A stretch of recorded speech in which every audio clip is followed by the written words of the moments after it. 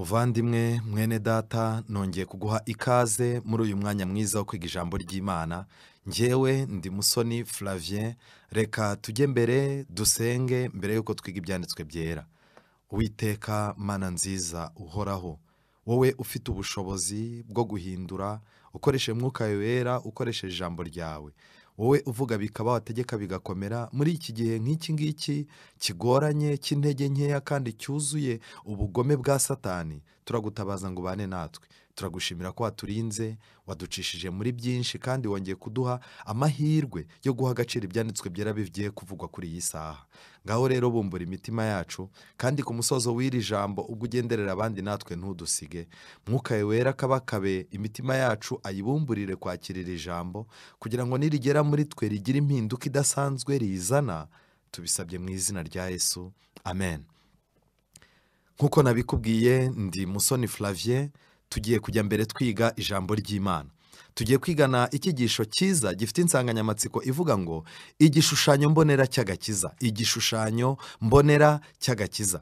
Mu by'ukuri abantu benshi iyo witegereje ibintu biriho uyu munsi wa none, iyo urebye ukuntu abantu basenga, iyo urebye ukuntu abantu baririmba, iyo urebye ukuntu abantu babwiriza, iyo urebye ukuntu abantu babayeho, iyo urebye ukuntu abantu bavuga iby'agakiza, iyo abantu barimo kuvuga uko bakakiriye, iyo abantu barimo gutanga ibimenyetso byerekana yuko agakiza kabagezemo, bigutera kwibaza neza, ese agakiza abantu barimo kuvuga, barimo kuririmba, agakiza abantu barimo kuvuga ko baboneye ibimenyetso, niko gakiza kari mu bitekerezo by'Imana? Ese niko gakiza kizwe mu nama y'agakiza? Ese ako gakiza niko karanze ababyeyi bacu ba mbere, kandi akaba ariko gakiza katumye Yesu ajya i Karuvari? Ese ako gakiza uyu munsi wa none tubwirwa n'ibyanditswe byera karasa n'agakiza abantu barimo kuvuga uyu munsi wa none? Hura n'umuntu wese akakubwira ati ubu nakiriye agakiza. Umuntu mukaganira ati ubu mfite agakiza. Harimo abafite amatariki, harimo abafite amasaha n'iki. Ariko nagira ngo mbabaze, ese uyu munsi wa none kwihana ibyanditswe byera byagennye, kwihana Imana yashyizeho, uburyo Imana yagennye kwiyunga n'abantu, ese uyu munsi wa none uburyo abantu barimo kubifata niko ibyanditswe byera bibivuga? Fatanya nanjye guha agaciro iyi nsanganyamatsiko no kuyitega amatwi cyane. Igishushanyo mbonera cy'agakiza. Abisiraheli bava mu Egiputa, Imana yari iri kumwe nabo. Kandi murabizi mu buryo butatu Imana yabigaragarizaga. Bwa mbere Imana yari iri kumwe nabo mu nkingi y'igicu, yagendanaga nabo ku manywa, kandi Imana yari iri kumwe nabo mu nkingi y'umuriro, yagendanaga nabo nijoro, kandi Imana yagendanaga nabo mu buryo bw'igitare cyagendanaga nabo, kandi iki gitare nicyo cyari isoko bakuragaho amazi. Bivuze rero ngo urugendo rw'iby'Imana, yaba mu bihe tubona ari ku manywa, yaba mu bihe tubona ari umwijima w'icuraburindi mu bitekerezo by'abantu, dukwiye kumenya yuko urugendo rw'Imana rukwiye gukomeza, kubera ko Imana yacu ni igitare, ifite ubushobozi bwo gutuma dukomeza urugendo. Rero mwene data, nagira ngo nkubwire yuko Imana yari ifite umugambi kuri bo, kandi yarabayoboye. Imana yari ifite icyifuzo cyo gutangaza igishushanyo mbonera kirimo umushinga wayo, umugambi wayo, ingengo y'imari bizayitwara kugira ngo ikemure ikibazo cy'icyaha, igihe bizatwara, uburyo ibyo bihe bizasimburana. Imana yarabifashe byose ibishyira mu igishushanyo mbonera cy'agakiza, cyita ubuturo bwera. Bivuze ngo iki rero? Mu buturo bwera niho umushinga w'Imana ifitiye inyoko muntu wumvikanaga, kandi ukaba washyikirwa n'inyoko muntu. Kandi mu buturo bwera niho imigambi y'Imana yagombaga kuba yamenyekana ku bantu, bakamenya aho biva n'aho bijya. Ikindi kandi ingengo y'imari, buriya buri mushinga wose ugira ingengo y'imari uzatwara. Ubu buryo nagira ngo nkubwire yuko ingengo y'imari byari gusaba kugira ngo ikibazo cy'icyaha gikemuke. Iyi ngengo y'imari yasabaga ubuzima, amaraso, kwitanga kwa Yesu Kristo. Niyo mpamvu ibyanditswe byera bitubwira ko twacungujwe amaraso y'igiciro cyinshi. Mu magambo make, amaraso ya Yesu yari ahagaze, ingengo y'imari yari gutwarwa kugira ngo ikibazo gikemuke. Noneho ikindi kandi, uburyo ibihe byagombaga kugenda bisimburana byari byihishe muri iki gishushanyo mbonera cyitwa ubuturo bwera. Ubuturo bwera rero bwari bufite umugambi wabwo udasanzwe. Kubera iki?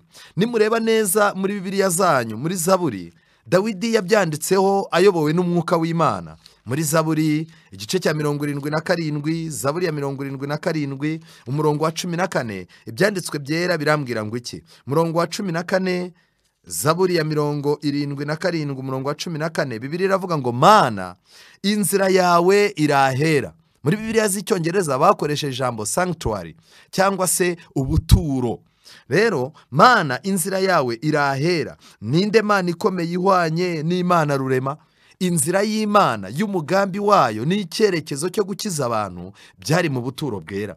Rero ubuturo bwera bwagiye buhabwa amazina atandukanye. Icya mbere, Imana ubwayo niyo yabwise ubuturo bwera mu Kuva 25. Kuva igice cya 25 umurongo wa 8, Bibiliya igaragaza amagambo akomeye nakunze avuga ngo kandi bandemera ubuturo bwera nture hagati muri bo. Mu magambo make, ubuturo bwera bwiswe ubuturo bwera bizamukiye ku mushinga utari umushinga w'abantu bashakaga guturana n'Imana, ahubwo n'Imana yashakaga gutura hagati mu bantu kugira ngo ikemure ibibazo iri kumwe nabo. Ibyanditswe byera biratangaje. Ese wambaza ngo guturana n'Imana byarakunze? Yego rwose. Ibyanditswe byera bigaragaza neza muri Matayo igice cya mbere. Matayo igice cya mbere hari amagambo nakunze cyane. Matayo igice cya mbere umurongo wa 23, Bibiliya ivuga uko Yesu yagombaga kuvuka. Bibiliya iravuga ngo dore umwari azasama inda kandi azabyara umuhungu, azitwa Emanueli, risobanurwa ngo Imana iri kumwe natwe. Amen.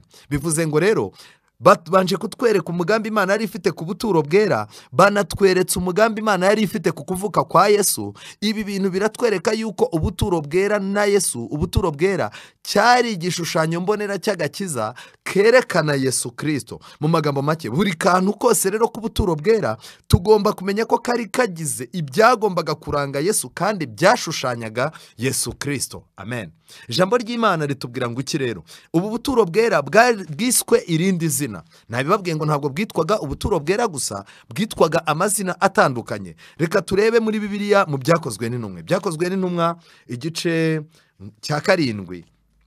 Abahageze mujye mwitoza no gukoresha Bibiliya, irafasha. Byakozwe n'Intumwa igice cya 7, ibyanditswe byera biravuga ngo iki?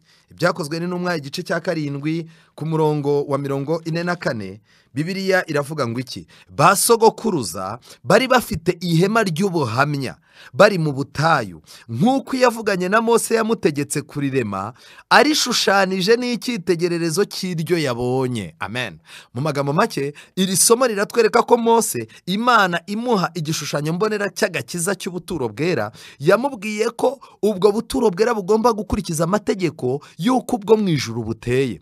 Bivuze ngo iki rero? Agakiza abantu bagomba kuba bafite uyu munsi wa none kagomba kuba ariko gakiza Imana yagennye mu nama y'agakiza, kandi ako gakiza kakaba gafitanye isano n'ubuturo bwera bwo mu ijuru. Ikibazo rero dufite uyu munsi, amadini ntabwo azi iki kintu cyitwa ubuturo bwera, ndetse abantu benshi ntibazi niyo biva niyo byerekera. Utamenya ubuturo bwera ntushobora kumenya iby'inama y'agakiza.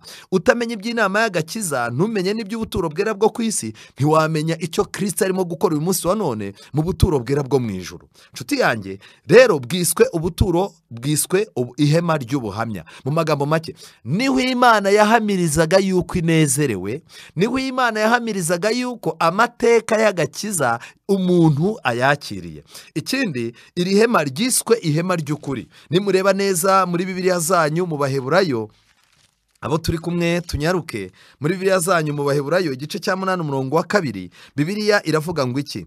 Mu byo tuvuga igikomeye ni iki ngiki: dufite umutambyi mukuru umeze utyo, wicaye iburyo bw'intebe yikomeye cyane yo mu ijuru. Umurongo wa 2, ukorera hera ho mu ihema ry'ukuri, iry'abantu batabambye, ahubwo ryabambwe n'Umwami Imana.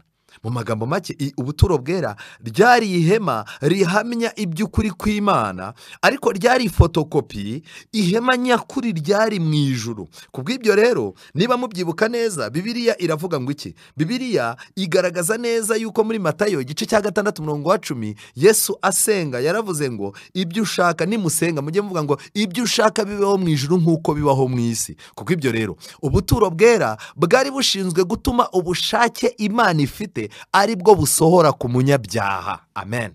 rero iki kintu kirakomeye. Iri hema nanone ryiswe ihema ry'ibonaniro. Nimureba neza mu Kuva igice cya 29 umurongo wa 42, umurongo wa 42 ndawukunda cyane. Kuva 20, kuva igice cya 29 umurongo wa 42 haranditse ngo iki? Dusome. Haranditse ngo mu bihe byanyu byose kibe igitambo cyoswa kidasiba gitambirwa ku muryango w'ihema ry'ibonaniro imbere y'Uwiteka, aho niho nzajya mbonanira namwe nkahavuganira namwe. Amen.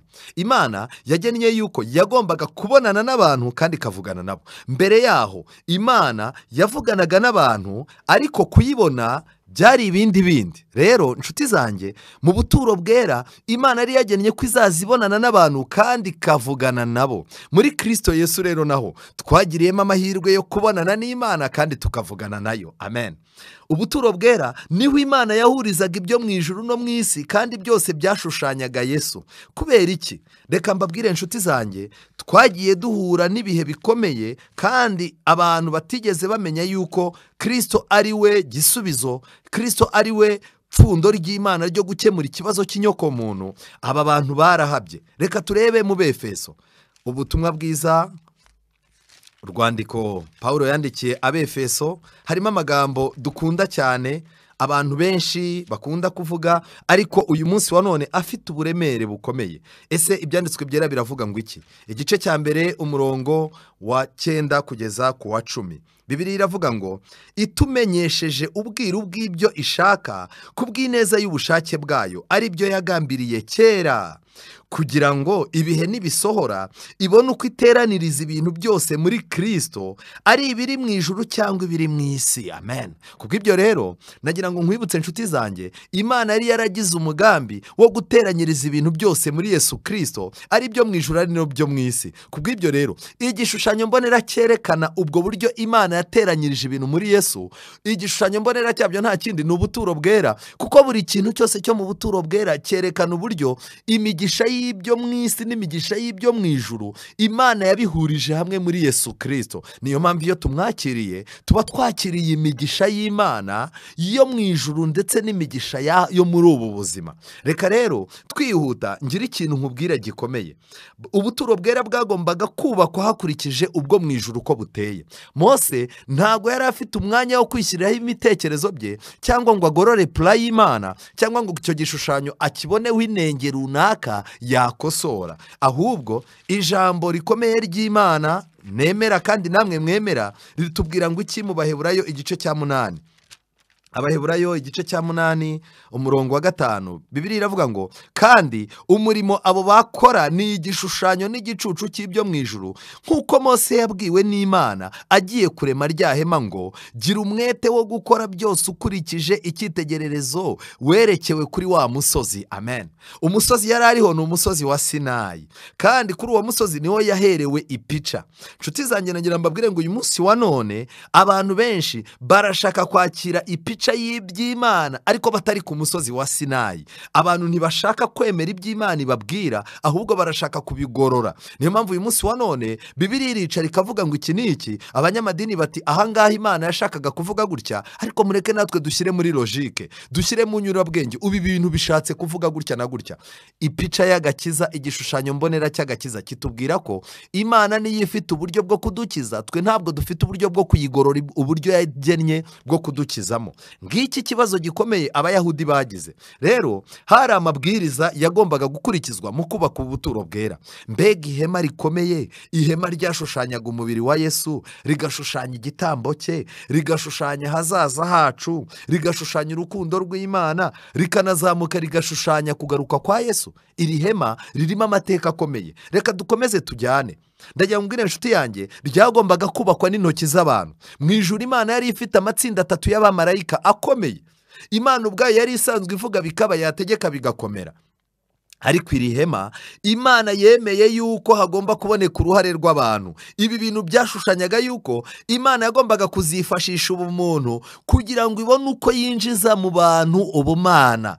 Ibyo byasabye iki? Byasabaga yuko Kristo agomba kuvukira kwa Mariya, noneho Mariya yari afite ubumuntu, ubumana bukaca muri Mwuka Wera, yarangiza agasama inda ya Mwuka Wera. amen. Ngiri ibanga ry'agakiza. N'uyu munsi wa none inyigisho yose yerekana yuko Imana ifite icyo ishaka gukora, ariko umuntu ntiyerekane yuko hari umuntu afite uruhare rwo kwakira icyo Imana ishaka gukora ngo gikorere muri we, iyo nyigisho iba ari inyigisho y'ibinyoma. Ikindi gikomeye Imana yari yategetse ibizakoreshwa mu buturo bwera, mu kubwubaka, uko bazabikoresha, ibyo byose byari gahunda y'ijuru. Ntawagombaga kubikosora, umuntu yagombaga kugendera mu bushake bw'Imana.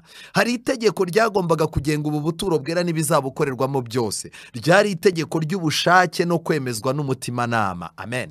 Mu magambo make, kwemezwa n'ubushake bwawe n'umutimanama nibyo agakiza kubakiyeho. Nta muntu ugomba gutotwa ku byo yizera, nta muntu ugomba gufatirwa umwanzuro runaka n'umuyobozi w'idini uwo ari we wese, nta n'umuntu ugomba kugira ikintu cyose akora adakoresheje umutimanama we. Ngiki kintu cyitwa umudendezo, kandi ubuturo bwera bwari bwubakiye ku mudendezo. Nshuti yanjye, hari amagambo nasomye, ni amagambo nasomye arantangaza cyane, uburyo ubuturo bwera bw'Imana, gahunda y'Imana yubakiye ku bushake no kwemezwa n'umutimanama. Muri ino minsi amadini menshi akoresha ibintu byo gusa naho bakinisha imitwe y'abantu, bakavuga bati kanaka wowe uze kujya imbere ya kanaka werekwe, nurangiza umubwire ibi n'ibi, kuko turashaka uyu muntu ko areka icyaha, afite icyaha cy'ubusambanyi kandi urabona ni umukozi w'Imana, wowe turabizi, uze kugenda uvuge yuko umweretswe kandi ko Imana igiye kumukubita urushyi niba atiteguye kureka bwa busambanyi. Wa muntu bamubwira bya bintu nagahaguruka tubw'Imana imvumbuye ndihannye. Ariko najya mbabwira inshuti zanjye, ubuturo bwera, ubushake no kwemezwa n'umutimanama biciye mu mbaraga ya Mwuka Wera, nibyo byonyine, nibwo ubuturo bwera bwari bwubakiyeho, kandi niko umurimo wa Kristo wubatse. Rero ikindi kintu gikomeye nagira ngo mbabwire ni uko hari amagambo nakunze yanditse mu bakurambere n'abahanuzi, paje 281, ni icyigisho cya 30.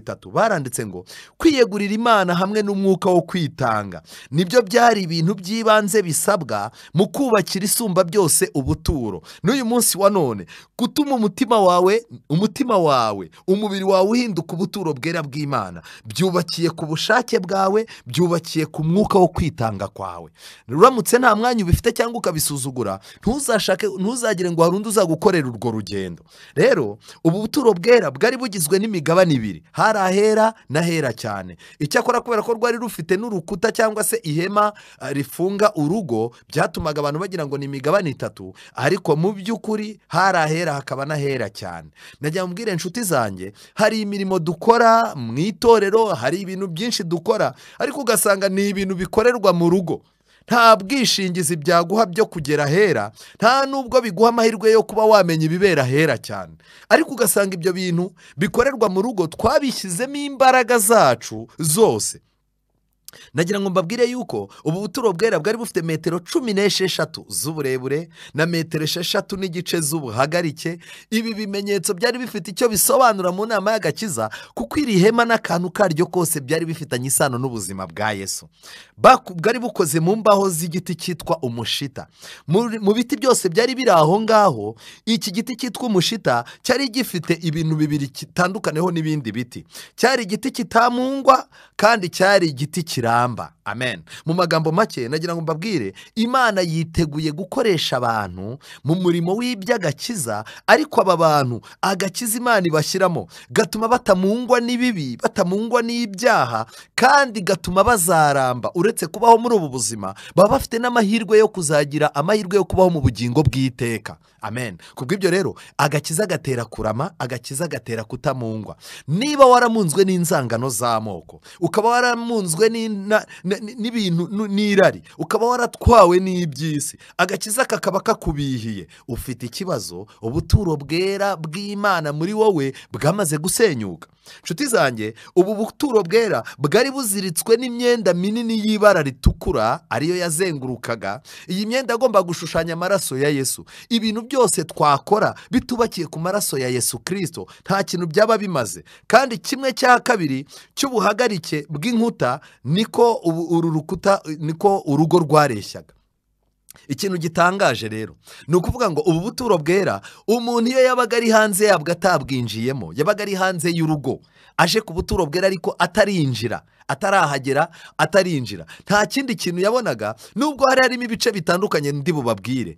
Ntabwo yarebaga igikarabiro, ntabwo yarebaga iki, ahubwo yazaga areba ubuturo bwera, yarebaga urugo, yarurenza amaso akabona ubuturo bwera, nta kindi yabonaga. Uyu munsi wa none rero dukwiye kuba mu bintu by'agakiza, tuzamuye amaso, nta kindi kintu. Nta muntu ukwiye kudutwara umwanya wacu, nta muntu ukwiye kudutwara ingamira. Dukwiye kuba tureba Kristo mu kintu icyo ari cyo cyose. Ariko muri ino minsi umuntu arimo araba ataragera ku buturo bwera, ugasanga arimo arirebera igikarabiro avuga ati njyewe ndamutse mbatijwe muri ririya dini byanyorohera kuzabona umukobwa wabo nkamurongora. Ndamutse ninjiye muri ririya torero nkagenda nkabaha ubuhamya bw'uko Imana yavuganye nanjye, uko biri kose nahingukira ku meza y'imitsima bagahita bampindura umubwiriza, narangiza nanjye abantu bakanyemera nanjye nkamenyekana. Nshuti zanjye, ikintu cya mbere cyagombaga kwerekeza umuntu ku buturo bwera kwari uguhangana n'ikibazo cy'agakiza ke. Ariko uyu munsi wa none ni iki kituzana mu bintu by'agakiza? Ni iki gituma abantu baza? Mbese najya mbabaze, mwajyanywe n'iki mu butayu? Ijambo ry'Imana ritwereka yuko bwari bufite irembo rimwe gusa, kandi iri rembo ryabaga iburasirazuba. Kugira irembo rimwe byari bifite icyo bisobanuye. Uyu munsi wa none ndajya mbabwira ngo mu bigendanye n'agakiza abantu bishyiriyeho amarembo menshi, kandi hariho n'abahanga bashinzwe kumenya umuntu irembo ari bwinjiriremo bitewe n'impamvu imuzanye. Uyu munsi wa none buri muntu wese ushaka kwinjira mu bintu by'agakiza kubw'imibare runaka yakoze, aba afite amarembo runaka ari bucemo, kandi bakamuhingutsa ahantu hitwa ku buturo bwera. Ariko ubuturo bwera bwari bufite irembo rimwe, kandi iri rembo turaza kureba icyo ryashushanyaga. Ariko iri rembo ryabaga iburasirazuba.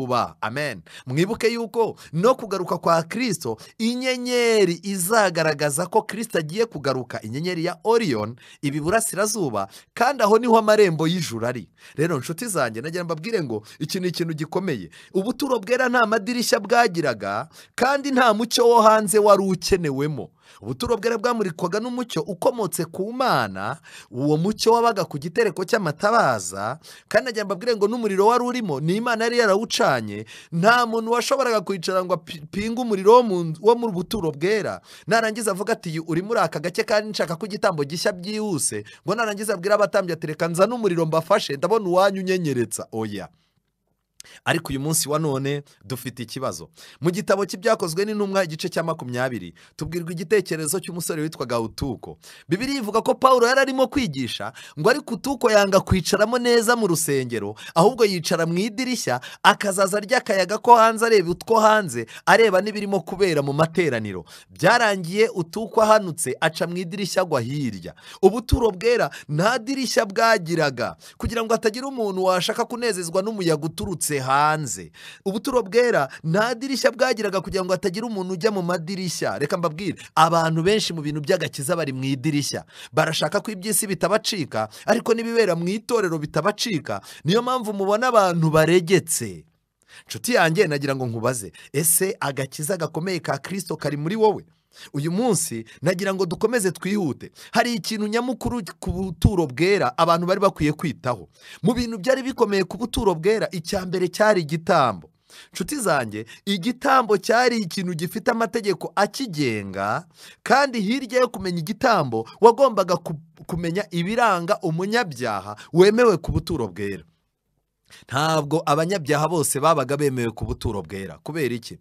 Ni ukuvuga ngo abanyabyaha bose bari bemererwa kujya ku buturo bwera, ariko ubuturo bwera umunyabyaha bwakiriraga ikibazo wabaga ari umunyabyaha ufite ibintu, kondisiyo zimugenga.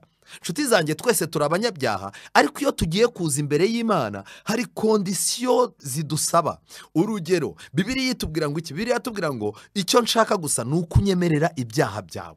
None umuntu aje ku buturo bwera, baramubaje bati se uje wakoze iki? Yarangiza ati njyewe nagize ikibazo, nica umuntu. Byagenze gute? Nubwo rwose nishe umuntu, ariko nawe yanyiyenjejeho. Njyewe urumva nsanzwe nifitiye ikibazo cy'uburakari, ariko yaje amaze kuza, ngiye kubona mbona nyiyenjejeho. Ndavuga ni rero ibintu ninkomeza gutuza uyu muntu ari bunyice, nanjye mfata ikintu ndamukubita ndamwica. Mu by'ukuri nakoze ikosa, ariko urumva nawe yanyendereje. Umunyabyaha nk'uyu ntiyari yemewe ku buturo bwera. Kubera iki? Umunyabyaha yagombaga kwemera ko ari gatozi. mu magambo make kwemera ko ari gatozi, wazaga ku buturo bwera nta wundi muntu ufite mu mutwe wagusunitse gukora icyaha, wabaga uvuga yuko ari we wakikoreye ku bushake bwawe. Yeremiya bavuga ngo iki? Yeremiya igice cya 3 hari amagambo nkunda cyane. Yeremiya igice cya 3 umurongo wa 13, Bibiliya iravuga ngo icyo nshaka kimwe nuko wemera ibyaha byawe, ibyo wacumuye ku Uwiteka Imana yawe, wayobereje inzira zawe ku mana z'abanyamahanga munsi y'igiti cyose gitoshye, kandi ntiwumviye ijwi ryanjye, niko Uwiteka avuga. Icyo Imana ishaka ni kimwe, nuko wemera ibyaha byawe. Detaye z'aho waciye, uko byakugendekeye n'iki, Imana ntibikeneye. Imana ikeneye umuntu uza akemera ko ari gatozi. Bivuze ngo iki? Urupfu rwa Kristo rugirira akamaro umuntu wemera ko Kristo yapfuye azira ibyaha byawe, azira ibyaha byanjye. Igihe rero muri no minsi ubaza umuntu ukamazi ariko mu buhamya waje ute mu nzu y'Imana, yarangiza ati rero njyewe naje mu itorero nkuze, ariko nta nubwo nari umupagani cyane kuko navukiye mu rugo rusenga, nta n'ibyaha byinshi nakoraga, n'ibyaha byinshi nakoraga wasangaga hari utuntu nyine tw'abana two gukora mu nkono. Mbega iri torero nararikunze, narikundiye gahunda, ukumva nta mpamvu n'imwe yerekana ko yigeze aba umunyabyaha. Abantu nk'aba rero imigisha y'Imana yageneye muri Yesu Kristo ntabwo ari iy'abantu biyemera. Nshuti zanjye, nagira mbabwire ngo Satani avumbuye ko igishushanyo cy'agakiza cyagaragazwaga ku mutambyi, kikagaragazwa ku munyabyaha, kikagaragazwa ku gitambo. Aho hantu hatatu, hari umutambyi, hari inyifato y'umunyabyaha, hakaba n'igitambo. Ibi bintu Satani yaraje arabivanga, avumbuye ko icyo gishushanyo cy'agakiza ari ubuturo bwera. Yateguye umutego wo kuramya. Murabyibuka mu butayu, murabyibuka Imana yabahaye ibisate bibiri by'amategeko, ibihereza Mose. Igihe Mose yari yagiye kubifata amanutse, niba mubyibuka, muzasanga yarasanze Satani yashutse Abisiraheli, barema igishushanyo cy'ikimasa ndetse bakora umunsi mukuru. Ndagira mbabwire inshuti zanjye, wakwibaza kiriya gishushanyo kuki cyakozwe? Cyakozwe kubera ko Satani yarwanyaga ibintu bibiri. Icya mbere, Satani yari arimo kurwanya amategeko y'Imana 10, ariko yari arimo no kurwanyirizamo ubuturo bwera bwari bugiye gutuma Imana iza gutura hagati mu bantu, kandi Satani ari we wari ubituriye hagati. Uyu munsi wa none nagira mbabwire ngo intambara iri hagati y'icyiza n'ikibi byanga byakunda, ubwo imbere yacu hagiyeho kubaho kuramya igishushanyo cy'inyamaswa.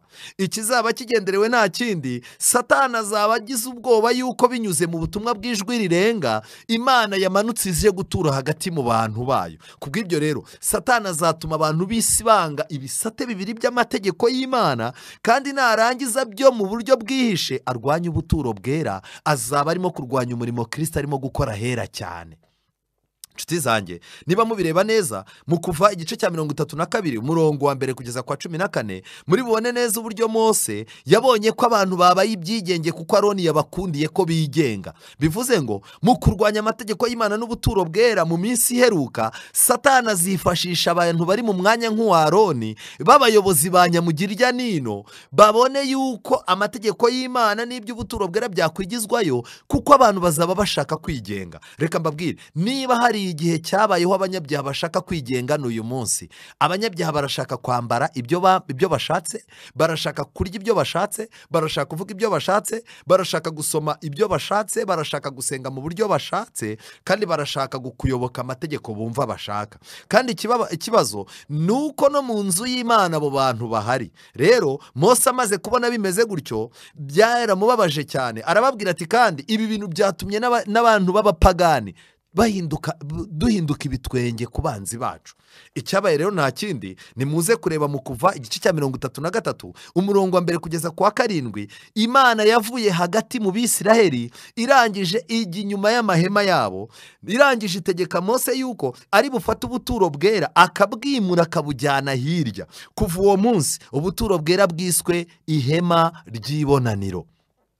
Nshuti zanjye, nagira mbabwire ngo nubwo haboneka ikibazo gikomeye cyatuma Imana idatura muri santere neza y'ubwoko bwayo, Imana ntihita ubwoko bwayo, ahubwo iragenda ikajya iruhande rw'amahema yabo ariko ikiri hagati y'ubwoko bwayo. Yarangiza kubwo kwemezwa n'umutimanama n'ubushake, kuko ubuturo bwera bwabaga hagati, abantu bageraho ntibamenya agaciro kabwo. Ariko ubuturo bwera bugiye ku ruhande, umuntu wumva ababaye akeneye igisubizo kiva ku buturo bwera niwe wajyagayo. Reka mbabwire uyu munsi wa none ibintu by'agakiza abantu bamaze kubihaga, ariko icyo nagira ngo mbabwire ni kimwe: Imana iri hagati muri twe, uyishaka agomba kuyibona byanga byakunda. Amen. Uyu munyabyaha rero ikintu yagombaga gukora, yagombaga kurambika ibiganza mu ruhanga rw'igitambo cye, kandi ibi ngibi murabisoma mu Balewi igice cya 3:2. Ku kurambika ikiganza mu ruhanga byari bifite ubuhe busobanuro? Umuhango warutaga iyindi. Abakurambere n'abahanuzi, paje y'178, ni icyigisho cya 30. Mfite igitabo verisiyo, igitabo cyabanje, baranditse ngo umuhango warutaga iyindi yose mu yakorwaga iminsi yose wari uwo wakorerwaga umuntu ku giti cye. Umunyabyaha wihanaga yazanaga igitambo cye ku muryango w'ihema ry'ibonaniro, maze agashyira ikiganza cye kuri icyo gitambo, akatura ibyaha bye, nuko mu buryo bwo kugereranya akabyikuraho akabishyira kuri cya gitambo kitagira icyaha. We ubwe rero agasogota iryo tungo, maze umutambyi akajyana amaraso yaryo ahera, akayaminjagira imbere y'umwenda ukingirije isanduku y'amategeko ryabaga ryishwe n'uwo munyabyaha. Muri uwo muhango icyaha cyabaga ku bw'amaraso mu buryo bwo kugereranya, gikuwe kuri uwo muntu kigashyirwa ku buturo bwera. Amen. Mu magambo make, ubuturo bwera, icyaha umuntu yakoze cyamukurwagaho kikajyanwa kigashyirwa ku buturo bwera. Ibi rero birakomeye, ariko uyu munsi wa none abantu barimo barashaka yuko ibi bintu byabaga. Bibiliya, igitabo cy'umukabanuzi kitubwiye ko byari igishushanyo. Abantu noneho barimo barashaka ko biba ku mugaragaro. Umuntu ngo arimo arashaka yuko abona umusaraba, yarangiza kumva ijwi rimubwiye ngo urababariwe, yarangiza. Reka mbabwire, ku buturo bwera umuntu yahagurukaga afite icyizere ko ibyaha bye bisigaye bigeretswe ku buturo bwera, kandi ubuturo bwera bwacu uyu munsi ni Kristo. Kubw'ibyo rero dukwiye kwizera ko Kristo atubabariye, tudategereje ibindi bimenyetso, ibyo tuzahererwa mu butayu, ibyo tuzahererwa mu bihanamanga, amajwi tuzahabwa, kuba inkuba zakubita, kuba imvura yagwa, cyangwa tugahabwa ibimenyetso byanditse n'amasomo n'indirimbo. Ibyo bimenyetso bigaragaza yuko tutizeye. Igihe cyose dusabye Imana imbabazi kandi tukemera yuko ibyaha ari ibyacu, akaboko kacu cyangwa se umutimanama wacu ari wo wadushoye mu bibi, nta wundi muntu tuzanye imbere ya Kristo ngo twerekane ko ububi bwacu tubukesha kanaka. Nshuti zanjye, agakiza kawe kaba kari imbere y'Imana kandi kemewe iyo nta rundi ruvugiro rwose ufite. Rero uburyo ibikoresho byo mu buturo bwera byari biteretse byashushanyaga umusaraba. Bivuze ngo uyu munsi wa none dufite umusaraba wa Kristo nk'igishushanyo. Ariko najya mbabwire inshuti zanjye, ntabwo dukizwa n'umusaraba, ahubwo dukizwa na Kristo wabambwe ku musaraba. Cyokoze umusaraba wasigaye ari igishushanyo. Uyu munsi rero ibyo Kristo yakoze dukwiye kubyakira mu mitima yacu kurusha ibindi bishushanyo bindi byaba bishushanya. Mbega uburyo inyigisho y'uko hagomba kuboneka ibishushanyo bigomba gusimbura agakiza, abantu babireba bakibuka icyo bishatse gusobanura. Ibi bintu abapagani ba kera babiguyemo, kandi Roma nayo yaguye muri uwo mutego. Ariko birababaje uburyo uwo mutego urimo kugwa no mu bantu bitwa ko bizera ubutumwa bwa marayika wa gatatu, ku buryo umuntu yicara kumva ko imbabazi ze azazemererwa ari uko yabonye ikimenyetso runaka. Izo nyigisho ndetse n'ubwo buryo ntabwo bukomoka mu byo twizera. Nshuti yanjye, Abisiraheli uburyo bari babambye amahema iruhande rw'ubuturo bwera nabyo byashushanyaga umusaraba. Imiryango itatu yabaga mu majyaruguru, itatu yabaga mu majyepfo. Urugero, iburasirazuba habaga Yuda n'indi miryango 2, noneho mu majyaruguru hakaba Dani n'indi miryango 2, mu burengerazuba hakaba Benyamini na Efurayimu n'undi muryango wa Manase, noneho tukajya mu majyepfo hari hatuye Gadi, Simeyoni na Rubeni. Noneho abatambyi bakomeye, Mose n'abatambyi, babaga imbere neza y'amahema y'Abayuda, kandi ahantu Mose yari atuye n'abatambyi bari batuye mu cyerekezo cy'iburasirazuba, ku buryo bazaga bahita binjira mu marembo y'ubuturo bwera bidasabye ko bakata. Ibi bishatse kuvuga iki? Ubuzima bwacu bwose, aho twabamba amahema, hagomba kuba ari ahantu hatwereka icyerekezo cy'agakiza, hatworohereza kuba muri Yesu Kristo, hatworohereza gufata imyanzuro. Niyo mpamvu umuntu uri mu Mana neza ndamwinginga ngo agumemo. Mu gitabo mu butumwa bwiza bwa Yohana igice cya 2 umurongo wa 19 kugeza ku murongo wa 21 harimo irindi banga. Yohana, aya magambo yo arakomeye cyane. Yohana igice cya 2 umurongo wa 19 kugeza ku murongo wa 21. Hano handitswe ngo iki? 2:19 kugeza 20. Yesu arabasubiza ati, nimusenye uru rusengero, nanjye nzarwubaka mu minsi 3. Nuko abayuda bati, uru rusengero ko rwubatse mu myaka 46, nawe ngo uzarwubaka mu minsi 3. Ariko urusengero yavugaga ni umubiri we. Amen. Urusengero, ubu buturo bwera haje gushira imyaka 400. Ubuturo bwera burangije busimburwa n'urusengero rwa Salomo. Nyuma urusengero rwa Salomo rwasenywe na Nebukadineza. Nyuma yaho Nebukadineza abatahutse baragenda bararwubaka. Bamaze kurwubaka, Yesu arangije aravuga ngo ni mu rusenye nzarwubaka. Ariko mu by'ukuri Yesu niyavugaga urusengero rw'i Yerusalemu, yavugaga bwa buturo bwera bushushanya umubiri we. Rero nshuti zanjye, hari igihe abantu benshi usanga batazi icyo ubuturo bwera bwasobanuraga. Reka twinjire tubanze tumenye, ese uyu munsi wa none ijambo ry'Imana ritubwira iki ku buturo bwera? Ndagira ngo mbabwire yuko irembo twabonye ryabaga iburasirazuba, iri rembo ryashushanyaga Yesu. Yesu niwe rembo ry'intama. Yohana igice cya 10 umurongo wa 7. Amen. Yesu ambereye irembo. Rero icyo ni icyambere abantu bakwiye kumenya. Uyu munsi wa none niba waraje ntuce muri Kristo, ahandi hose waciye ukisanga uri mu gakiza, uri umujura n'umunyazi, ukeneye gutekereza ku hazaza h'ubuzima bwawe. Icya kabiri, iyo umuntu yamaraga kwinjira mu irembo, yahingukaga ku gicaniro cy'ibitambo. Iki gicaniro cy'ibitambo niho bashyiraga amaraso, kandi najya mbabwire ngo niho umurimo wa mbere wakorerwaga. Iki gicaniro cy'ibitambo cyagaragazaga Yesu. Abaroma 8 umurongo wa 3, Yesu niwe wabaye igitambo cyacu. Ntabwo rero Yesu yatanze igitambo, ahubwo Yesu yahindutse igitambo. Iyo tuvuze ko Yesu yatanze igitambo, biba bivuze ngo hari ikindi kintu yari afite yatanze kitari ukwitanga. Ikindi najya mbabwire nshuti zanjye, iki gicaniro cy'ibitambo niho umunyabyaha ikibazo cye, niho umuntu yamenyereraga iby'agakiza, kandi ahangaha niho igitambo cyatambirwaga. Wari umurimo ukomeye washushanyaga urupfu rwa Kristo. Ariko uyu munsi wa none nshuti zanjye, iki kintu ntago abantu bakizi. Igikarabiro nicyo cyakurikiragaho. Iki gikarabiro cyari cyubatswe mu birahure, byari byarazanywe n'abadamu. Murabyibuka abadamu bazanye amaturo.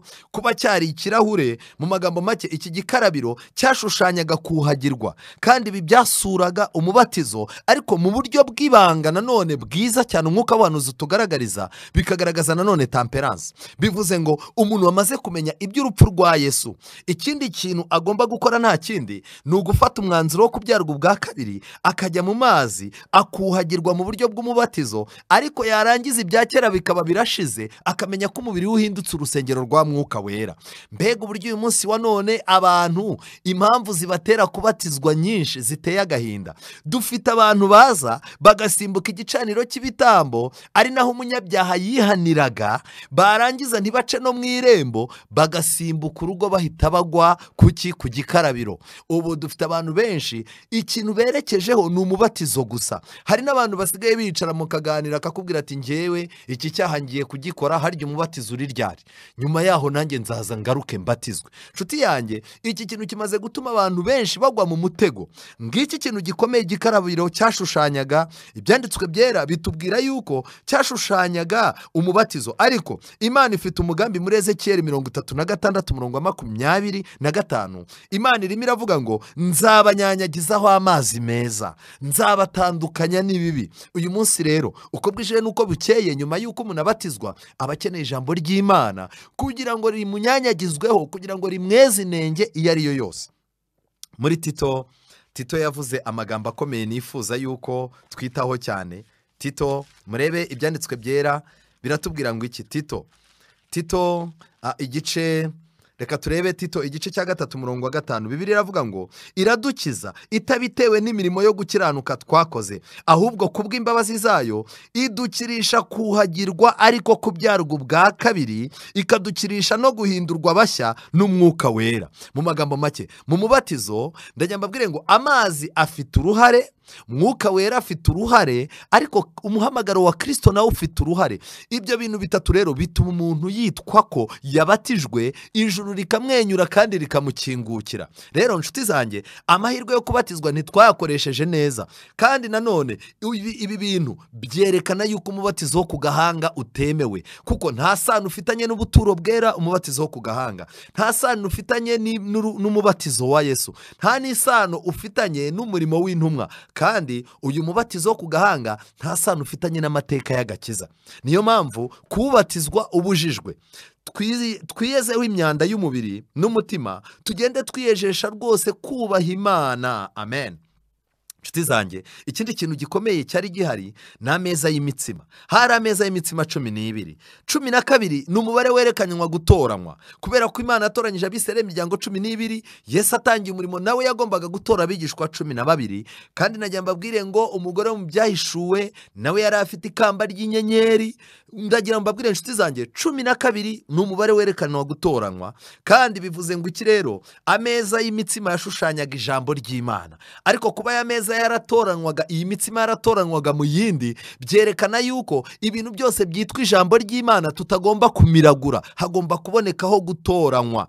Rero nshuti zanjye, iyi mitsima yahindurwaga buri sabato. Niyo mpamvu bishatse kuvuga iki? Byaba ari akaga kuba umuntu isabato imwe yarangira indi kaza afite umutsima umwe wamaze gutora uruhumbu. Oya, ahubwo buri sabato turarikwa n'Imana mu materaniro, imitsima yatangiye gusaza igakurwaho, harangiza hagashyirwaho imitsima mishyashya. Ariko nanone muri Yohana 4 umurongo wa 4 ibyanditswe byera bimbwira ngo iki? Ari nawe ko bikubwira, umuntu ntatungwa n'umutsima gusa, atungwa n'amagambo yose ava mu kanwa k'Imana. Ni amagambo Yesu yasubije Satani amubwira ngo nupfuka mukandamya cyangwa se ugahindura aya mabuye umutsima, rwose urabukoze. Rero muri ino minsi inyigisho z'ibinyoma, amadini y'ibinyoma arimo arakoresha uburyo amabuye arimo guhabwa abantu yiswe umutsima. Hari inyigisho z'uburozi nyinshi abantu barimo kugotomera bazita umutsima, ariko mu by'ukuri ari amabuye yahinduwe umutsima. Imana nta na rimwe izahindura amabuye umutsima, ahubwo Imana izagaburira abantu bayo ibinyujije mu buryo bwinshi. Amen. Mu rwandiko rwa mbere rw'Abakorino igice cya 5 harimo amagambo nakunze cyane, ariyo nifuza yuko dusangira. Urwandiko rwa mbere rw'Abakorino, ibyanditswe byera biravuga ngo iki? Urwandiko rwa mbere rw'Abakorino, hano Bibiliya iragaragaza iki? Urwandiko rwa mbere rw'Abakorino igice cya 5 umurongo wa 8 handitse amagambo avuga ngo, umurongo wa 8, nuko rero tujye tuziririza iminsi mikuru tudafite umusemburo wa kera cyangwa umusemburo ari wo gomwa n'ibibi, ahubwo tugira imitsima idasembuwe ariko kuri no kutaryarya. Rero aya meza y'imitsima 12 yashushanyaga ibyanditswe byera, ariko umuntu yigiye mu kuri nta buryarya. Uyu munsi wa none hari abantu benshi bafite Bibiliya rwose ukumva bafite ijambo, ariko uburyarya no kuba bakora ibintu bitari mu kuri bigatuma nta muntu ugitega amatwi iyo mitsima yabo. Reka nkwibutse yuko mu buturo bwera habagaho igicaniro cy'imibavu. Iki ngiki ni usoma neza mu Byahishuwe igice cya 8 umurongo wa 3 cyashushanyaga ubuvugizi bwa Yesu bwongerwa ku masengesho y'abera. Ntabwo ari amasengesho y'abera gusa, ahubwo ubuvugizi bwa Yesu bwongerwa kuri ayo masengesho nibwo bwiswe imibavu. Kubw'ibyo rero nshuti zanjye, nagira mbabwire ngo kugira ngo amasengesho y'abana b'abantu ahumurire Imana, nuko agomba guca kuri Kristo, agakuraho ubuyobe bwose, agakuraho kwikanyiza byose. Ariko uyu munsi wa none dufite amasengesho abanza guca kuri Mariya ku bantu bamwe, akabona kugera kuri Yesu. Dufite amasengesho abanza guca mu ntebe ya penetensiya kugira ngo agere kuri Yesu. Dufite amasengesho abanza guca kuri ba bishopu kugira ngo bayemeze yuko yagera ku Mana. Ubu rero ni ubuyobe. Zamura isengesho ryawe, Kristo ari burishyiremo umubavu. Impumuro y'ubuturo bwera yaturukaga kuri iki kintu. Bivuze ngo iki? Umukristo utabona umwanya wo gusenga, ariko akabona umwanya wo kuba mu materaniro gusa, ntasenge ku giti cye, uyu mukristo ahora ameze nk'ubuturo bwera budafite imibavu, bwabaga bunuka. rero nshuti zanjye iki kintu kirakomeye cyane, kandi Bibiliya igaragaza neza ko turi impumuro nziza ya Kristo ku Mana hagati y'abakira n'abarimbuka, mu rwandiko rwa kabiri rw'Abakorino igice cya 2 umurongo wa 15. Muri uyu mugoroba nagira ngo ngukangurire cyane kumenya icyo Imana igushakaho. Yeremiya 18 umurongo wa 15, Yeremiya yagaragaje amagambo akomeye. Ndajya mbabwire inshuti zanjye, iki gicaniro cy'imibavu cyashushanyaga amasengesho, ariko gusenga kose ntabwo ari ugusenga. Yeremiya yagaragaje akaga Abisirayeli bahuye nako, kandi mfite ubwoba cyane muri uyu mugoroba yuko hari bagenzi banjye benshi, hari bene data, hari bashiki banjye, ndetse abenshi muri twebwe dushobora kuba dufite iki kibazo. Yeremiya igice cya 18 umurongo wa 15, Bibiliya iravuga ngo ariko ubwoko bwanjye bwaranyibagiwe, bakosereza imana z'ibinyoma imibavu, kandi byabateye gusitara mu nzira bahoranye kera, bakanyura mu tuyira tw'iruhande, inzira zidatumburutse. Mu magambo make, bitewe no gushaka gusenga n'inyota yo gusenga, hari abantu bafite utuyira two ku mpande. Hari abantu barimo guca mu nzira zidatumburutse kubera inyota yo gusenga ariko idakontorowe. Nimumenye ko Yesu aho muri hose abumva. Amen. Ijambo ry'Imana riratangaje. Ndajya mbwire inshuti zanjye, nk'uko mu Kubara 16 kugeza umurongo wa 17 kugeza kwa 35 hatwereka yuko abantu barwanyaga Mose igihe cyageze nabo bakifashisha ibyotero by'imibavu, ni nako buri gihe kurwanya Imana, kurwanya itorero ryayo bizaza biba bifitwe n'abantu nanone bitwaje ibintu byo gusenga. Mu buturo bwera habaga igitereko cy'amatabaza cyagaragazaga yuko Yesu ari we mucyo w'isi. Yohana 8 umurongo wa 12, muri Matayo 5:14 Yesu yaravuze ngo muri umucyo w'isi namwe. Amen. Kubw'ibyo rero umuntu wagize amahirwe kumenya ubuturo bwera agomba kumenya yuko abantu baturiye ubuturo bwera bagomba kumubonamo Imana. Amen. Rero uyu munsi wa none Kristo niwe ugomba kutumurikira mu gihe nk'iki ngiki cy'umwijima abantu batazi aho bashinga ikirenge. Twinjiye mu buturo bwera habaga hera cyane. Ibi byo tuzabigarukaho. Ahera cyane habaga isanduku y'isezerano yarimo amategeko 10 y'Imana, hakabamo n'inkoni ya Aroni ya indi yarabije, harangiza hakabamo n'urwabye rwa manu. Ibi byose byerekanaga yuko amategeko y'Imana ahoraho iteka ryose kandi ari ay'ukuri, kandi nanone byagaragazaga yuko Imana ariyo yifitiye ubuyobozi bwizewe, kandi ikindi byagaragazaga yuko umuntu adatungwa n'umutsima gusa, Imana izazitunga abantu bayo aho bageze, bakwiye kuyigirira icyizere. Muri ubu buturo bwera rero habagaho ubwiza bw'Imana bwitwaga Shekina. Ubu bwiza bw'Imana bwahabaga gusa mu gihe amategeko y'Imana hari, mu gihe abantu barimo kwemera gukorana n'Imana. Ariko muri no minsi amadini menshi atubwira ko afite Shekina, kandi amategeko y'Imana barayakuye mu isanduku, basigaranye isanduku itagira amategeko. Rero nshuti zanjye, ubu nabwo bwaba ari ubuyobe. Ibyangombwa rero kugira ngo ubwiza bw'Imana bumenyekane ko buhari yari Shekina. Guca bugufi no kumenya agaciro k'amategeko byarangwaga n'iki? Byarangwaga n'abamarayika b'abakerubi babiri bari babambye ibaba rimwe rireba hejuru irindi, barifunze barikingiye imibiri yabo. Isanduku y'isezerano yitwaga intebe y'ihongerero. Bivuze ngo uyu munsi wa none niba Kristo yicaye ku ntebe yo guhongerera mu ijuru, biravuze ngo amategeko y'Imana afite uruhare mu murimo Kristo arimo gukora uyu munsi wa none. Ubushake bw'Imana, reka nkwibutse yuko bwamenywaga n'umutambyi mu buryo butandukanye. Imana yabwiraga umutambyi imubwiriye mu ijwi ryavugiraga mu gicu cy'ubuturo ku buturo bwera. Imana yakoreshaga umucyo wakaga ku mumarayika w'iburyo, cyangwa se Imana ibintu yanze yabigaragarishaga umwijima wagotaga umumarayika w'ibumoso ku buturo bwera hera cyane, cyangwa se igicu kikaza kikabudikira umumarayika w'ibumoso. None uyu munsi wa none Imana iravuga gute? Mu Baheburayo igice cya 1 umurongo wa 1 Bibiliya iravuga ngo kera Imana yavuganiye natwe mu buryo bwinshi no mu nzira nyinshi, ariko muri iki gihe Imana iravuganira natwe mu kanwa k'umwana wayo. Amagambo yanditse muri Bibiliya ni amagambo yasohotse mu kanwa ka Kristo, akwiye kwizerwa, bukaba ari bwo buryo bwiza bwize bwo kuvugana n'Imana. Rero nshuti zanjye, uyu munsi wa none reka mbereke yuko ubu buturo bwera ni ikintu gikomeye. Ubu buturo bwera budufitiye amakuru akomeye. Rero niba muri wowe ubuturo bwera butaragize umwanya, nta pica y'agakiza ufite. Mu gitabo cyitwa Ivugabutumwa paje 149 baranditse ngo ikibwirizwa kimeze nk'ituro rya Kayini benshi mu bagabura bacu bagiye bapfa kubwiriza bagasobanura ingingo runaka batanga ibihamya bashimangirana ubuhanga ibyo bavuga, nyamara bakavuga gake cyane ku mbaraga ikiza y'umucunguzi. Ubuhamya bwabo bwari bubuzemo amaraso akiza ya Yesu Kristo. Ituro ryabo ryasaga n'ituro rya Kayini. Yazaniye Uwiteka imbuto zo mu butaka, kandi izo mbuto ubwazo zari nziza mu maso y'Imana. Izo mbuto zari inyamibwa rwose, ariko ukuri kw'igitambo, ariko maraso y'umwana w'intama wasogotwaga agashushanya amaraso ya Kristo ko ari kubuze mu gitambo cye. Uko ni nako ibibwirizwa bitarangwamo Kristo bimeze. Bene ibyo bibwirizwa ntibicengera mu mitima y'abantu ngo bibatere kubaza bati nakora iki ngo nkizwe. Mu bavuga bose ko ari abakristo, abadivanisi b'umunsi wa karindwi bari bakwiriye kuba nyambere mu kwerereza Kristo imbere y'abatuye isi. Amen. Imana iduhe kugira ngo ubuzima bwacu butamera nk'ituro, nk'igitambo cya Kayini.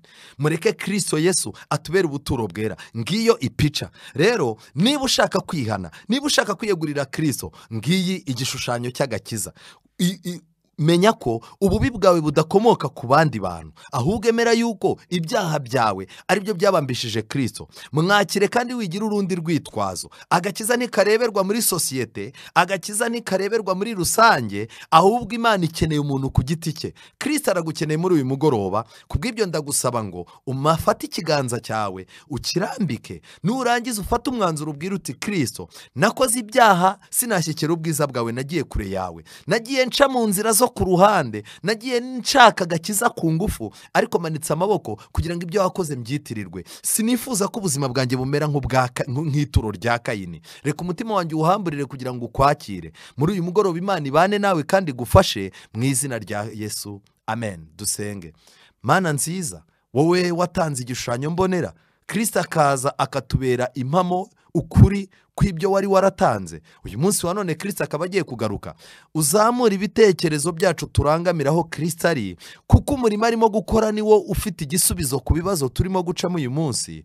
Tubabarire ibyaha byacu kandi imibereho yacu uyihindurire ku kwakira. Tubisabye mu izina rya Yesu. Amen.